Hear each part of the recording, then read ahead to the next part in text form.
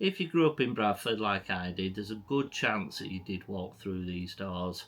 Maybe you learnt to swim here, had your first badminton lesson here, or maybe you watch your children compete here. Today though, unfortunately, it stands silent.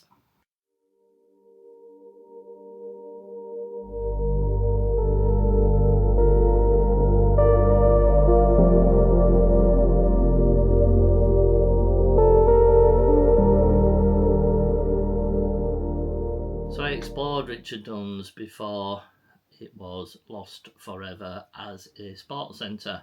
Now at the time I did think it was going to get demolished, so I took hundreds of pictures. So I want to share some of the photographs and some of the memories of a place that meant so much for people of Bradford.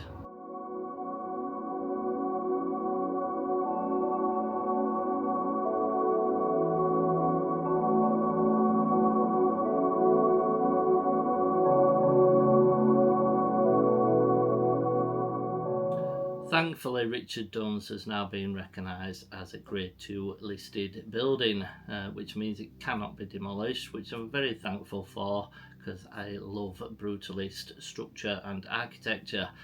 It was built in 1974 and named after Richard Dunn, the famous Bradford boxer who took on Muhammad Ali.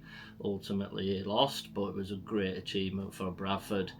Its elliptical tent-like roof was actually inspired by, at the time, Tokyo's Olympic gymnasiums from the 60s.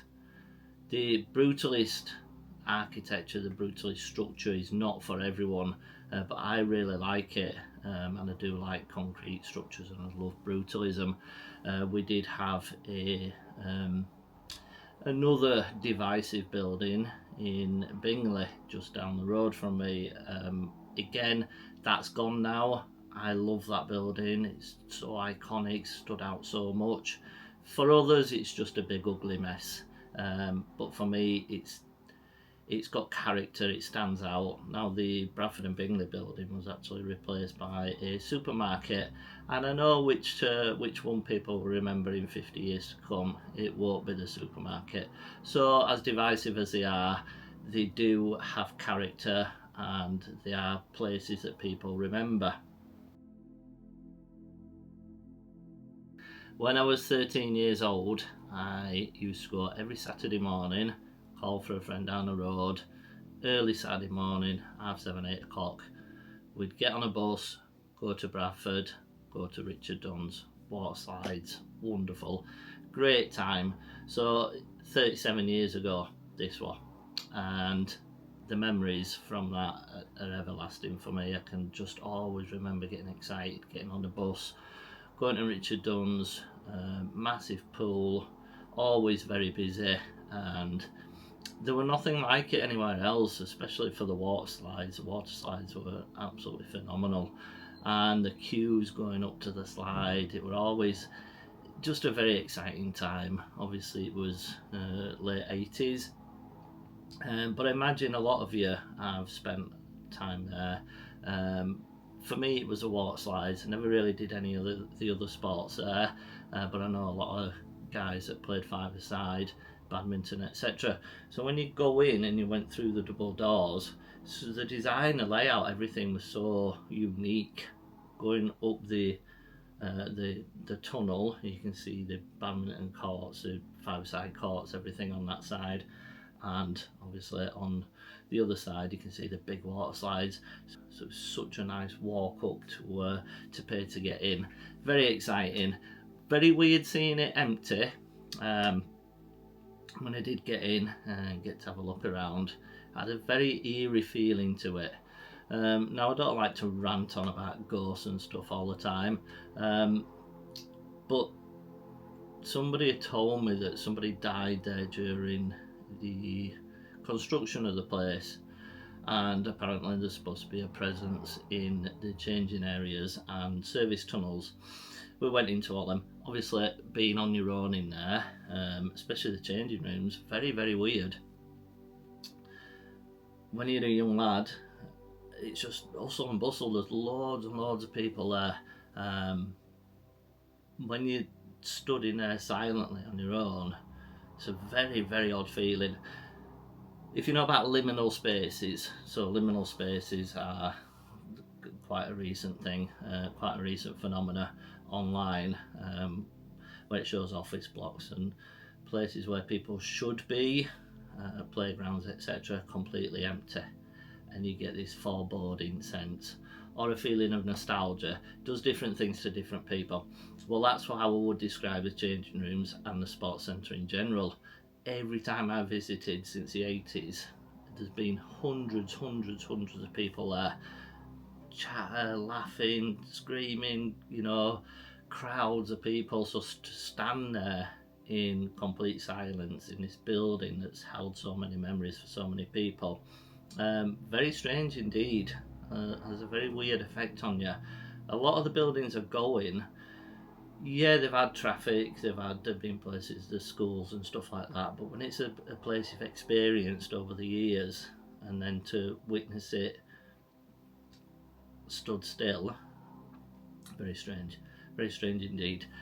And I took loads of pictures because I knew it was probably going to be the only time I saw the inside of this place before it got stripped out or demolished, and now at the time I thought it was getting demolished.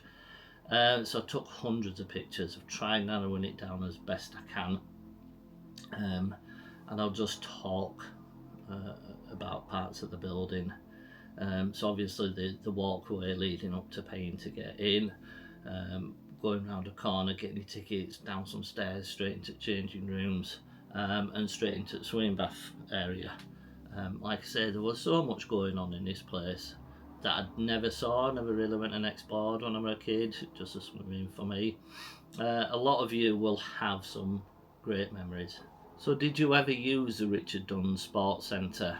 I'd really love to know if you did, and I'd love to hear your comments in the section below of your memories of the place, because at the end of the day, although I'm a photographer, this channel is more of a record of the places before they are forgotten. So it's photographic history, and you leaving comments and your stories just adds an extra element to it all, and just makes it come to life a little bit more. So hearing your stories, I get a lot of stories on Facebook, love to hear your comments in the section under this video, and it just breathe a bit more life into these places. So buildings like Richard Dunn's are not remembered for the concrete and the steel. They're remembered because of the people, the memories and the lives that pass through them. I'm just really grateful that I'm able to document these places before they're gone forever. So flying my drone around Richard Dunn's this morning was the first time actually that I'd had a good walk around the building. I'd never done that in my life. It were always straight off the bus, straight up the drive into the walkway, pay for your swimming tickets. So having a walk round, you could see it from different angles. I've taken some drone shots today. Spoke to a lovely security guard who's on constant watch there, just because of vandalism. Now the place is nigh on impossible to get in. It's a big concrete structure.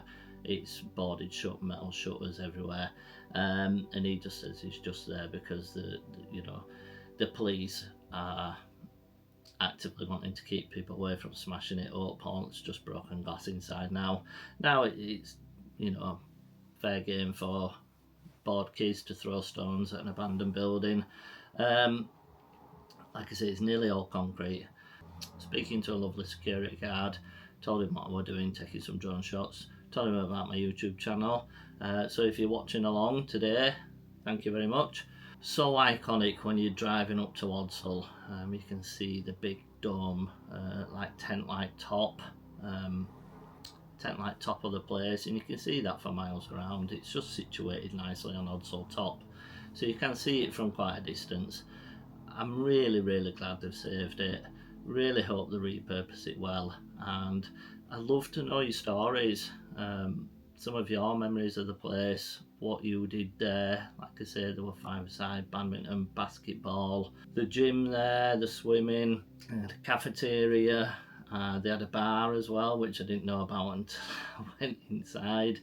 Obviously I was too young at the time to go drinking in a bar, but I didn't know about the bar, so I don't know what events they had on. Looking through some of the photographs on the photograph board, they had like mini yachts, like little sailboats on there.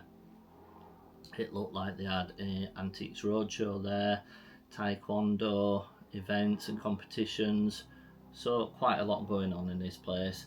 I imagine a lot of people were quite sad when it shut. As always, thank you for tuning in. It really means a lot that you come here and you subscribe and you watch these videos. It just makes it easier for me to keep going with these videos and bringing more content of places that are slowly eroding and we are losing. And places like Richard Dunn's, as iconic as they are, we are lucky that this one has been saved. Like I say, other buildings won't get saved, they won't get the same heritage status, the same listed status, which will save them, and a lot of them come down.